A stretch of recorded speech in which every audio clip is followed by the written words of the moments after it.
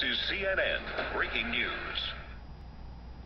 The Olympics has gained 31 new events from the ancient Greece Olympics. This is a major feat because the ancient Greece Olympics had originally started out with 4 events. The addition of these 31 new events has been outstanding for the society and with athletes' pleasure. The Olympics were originally called the Panathenaic Games and were in honor of Zeus. The festivities were a religious event. Today the Olympics are still meant to honor Zeus, but this time for the athletics. The first Olympics were in 776 BC in Athens, the capital of Greece. From then on, the Olympics were held in Athens every 4 years, but the world eventually advanced them to be held in a different place every 4 years. We also have changed the Olympics to have a winter and summer theme. This means that there is a winter and summer Olympics. In 393 BC, the Roman emperor banished the games so that they could no longer be held. But thankfully, 1500 years later, a French man started them back up again. The French name was named Pierre de Coubertin. Do you speak Greek? If not, you would not be eligible to compete in the Panathenaic Games. What a disappointment. Thankfully, most of the Greek athletes spoke Greek. Some of the Greek Panathenaic events are horse racing, running, and wrestling. There are a few other options. The original Olympics were founded by Heracles. Heracles was immortal because of his mother Alcmene, who was also immortal. It is common for all boys and men to practice sports every day. This helps them to keep fit and learn about all the athletics their country has to offer. Let's transition into architecture now.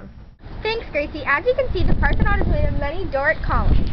The Greeks are responsible for creating all the columns, Doric, Ionic, and Corinthian. The Doric columns are the most basic columns and the most common.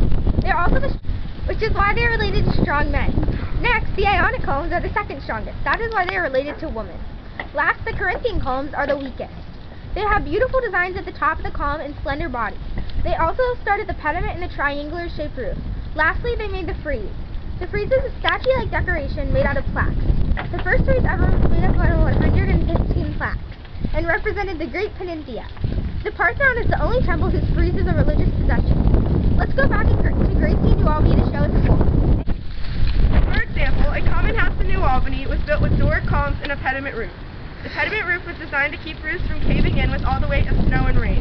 Why would a triangular roof be helping then, you may be thinking? A triangular roof would help immensely because with flat roofs, all the weight of snow and rain sits on top of the roof and causes it to cave in. A triangular roof will let the snow and rain drip right off the sides and down to the ground. This prevents many mishaps. It keeps the roof clean, the roof from sinking, and it gives the houses and buildings more of a unique shape. These necessities are now used throughout the world to prevent disasters from destroying many homes. There are many ancient buildings in Greece that are still standing today. For example, there is the Athena Nike Temple. The statue of goddess Athena Nike was destroyed. It was only made of wood, but the building has yet to go.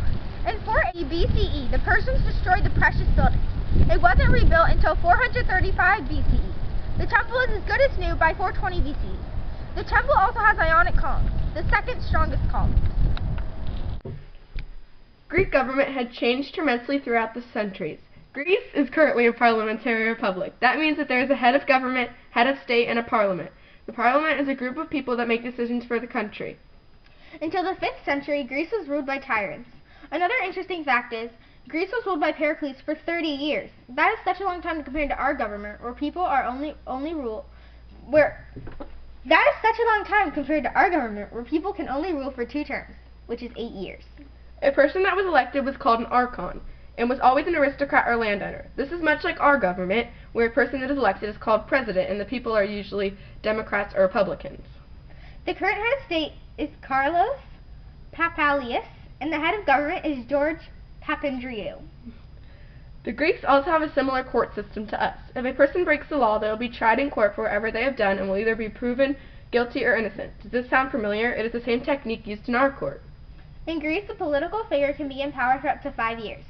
Something interesting about Greece is that they are the ones to invent the political practice of democracy. This is ironic because now they have switched to a parliamentary republic, and we took the idea of a democracy from them. This is just another way that Greece has influenced our life today. Thanks for watching.